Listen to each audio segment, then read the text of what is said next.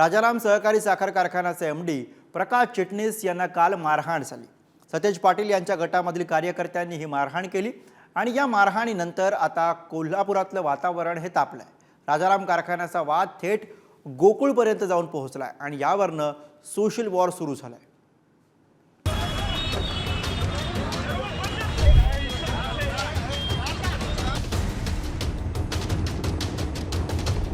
कोल्हापुरात सतेज पाटील विरुद्ध महाडिक असा वाद शिगेला पोहोचलाय। राजाराम सहकारी साखर कारखान्याच्या एमडींना बेदम मारहाण करण्यात आली। विरोधी गटाच्या सभासदांचा ऊस राजाराम कारखान्यामार्फत उचलला जात नसल्याचा आरोप सतेज पाटील गटाचा आहे। या विरोधात मंगळवारी पाटील गटानं थेट साखर सहसंचालक कार्यालयावर धडक दिली। यानंतर रात्री तरुणांच्या जमावाने कारखान्याचे एमडी प्रकाश चिटणीस यांना गाठलं आणि गाडीतून बाहेर काढलं। अंगावरील शर्ट फाडेपर्यंत मारहाण केली। त्यानंतर खासदार धनंजय महाडिकांसह कार्यकर्त्यांनी चिटणीस यांची हॉस्पिटलमध्ये जाऊन भेट घेतली। या मारहाणी मागे सतेज पाटील यांचा हात असल्याचा आरोप खासदार धनंजय महाडिक यांनी केलाय।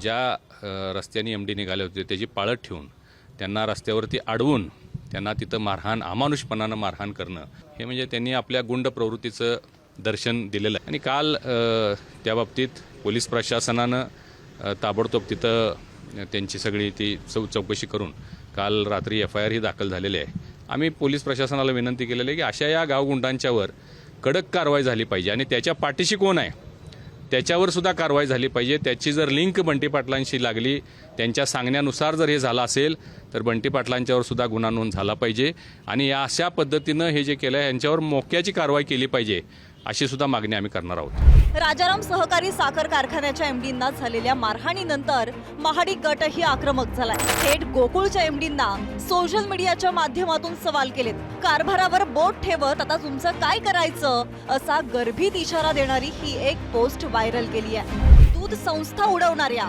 दूध वासावर काढणाऱ्या, दूध नाकारणाऱ्या, कर्मचाऱ्यांना छळणाऱ्या गोकुळच्या एमडीचे करायचे काय असा सवाल केलाय। दरम्यान या सोशल वॉर नंतर खासदार धनंजय महाडिक यांनी आपल्या कार्यकर्त्यांना संयम राखण्याचं आवाहन केलंय। 5-7 महिन्यापूर्वी राजाराम कारखान्याची निवडणूक झाली आणि ही निवडणूक राज्यभर गाजलेली होती। या निवडणुकीमध्ये राजाराम कारखान्याच्या सभासदांनी बंटी पाटील यांच्या गटाचा दारुण पराभव केला। चारी मुंड्या चित 21-0 निकाल लागल्यापासून ते वैफल्यग्रस्त झालेले होते। खरं म्हणजे ते मनोरुग्णच आहेत पण त्या अशा पराभव ते पचवू शकत नाहीत आणि त्याचं दर्शन त्यांनी काल दिलेलं आहे। राजाराम साखर कारखान्याच्या एमडींना झालेल्या मारहाणीनंतर 15हून अधिकाऱ्यांवर गुन्हा दाखल करण्यात आलाय। तर महापालिकेचे माजी स्थायी समिती सभापती संदीप नेसदार यांच्यासह 8 संशयित आरोपींना अटक केली आहे। दरम्यान मारहाण प्रकरणावर आमदार सतेज पाटील यांनी मात्र अद्यापही कोणतीही प्रतिक्रिया दिलेली नाहीये। अक्षरशः ऊस वाळलाय। त्या संदीप नेसदारनी 10 वेळा त्या एमडीना विनंती केली की माझा ऊस वाळा लागलाय। यांनी काय केलं, एकच गाडी नेली तेवढी त्यांची आणि बाकी नंतर सोडून दिला। जाताना एमडीना विचारायचं बाबा काय करायचं म्हणून त्यांनी फक्त हात केला तर ते ड्रायव्हरनं जरासा आगाऊपणा करायचा प्रयत्न केला। अर्थात ते त्यांनी सांगितल्याशिवाय ड्रायव्हर आगाऊपणा करणार नाही। त्यामुळं ह्या रागापोटी थोडंसं झालंय। कोल्हापूर जिल्ह्याच्या राजकारणात सतेज आणि महाडिक असा गट निर्विवाद वर्चस्व राखून आहे। सतेज पाटील 2014 मध्ये कोल्हापूर दक्षिण मधून पराभूत झाल्यानंतर या संघर्षाला अधिक धार आली आहे। पाटील विरुद्ध महाडिक वाद आता थेट गल्लीबोळापर्यंत येऊन ठेपलाय। राजाराम कारखान्याच्या निवडणुकीत महाडिक गटाची बाजी। राजाराम कारखान्याच्या निवडणुकीत 1346 सभासदांवरून रणकंदन। सभासदांचा वाद सर्वोच्च न्यायालयापर्यंत जाऊन पोहोचला।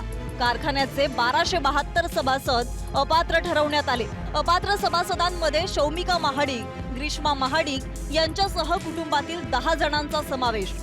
आगामी लोकसभा काही दिवसांवरती आली आहे। या निवडणुकीत सुद्धा हेच 2 गट प्रबळ असणार आहेत। भाजपची संपूर्ण मदार महाडिकांच्या खांद्यावर आहे तर महाविकास आघाडीची धुरा सतेज पाटील यांच्याच खांद्यावर असणार।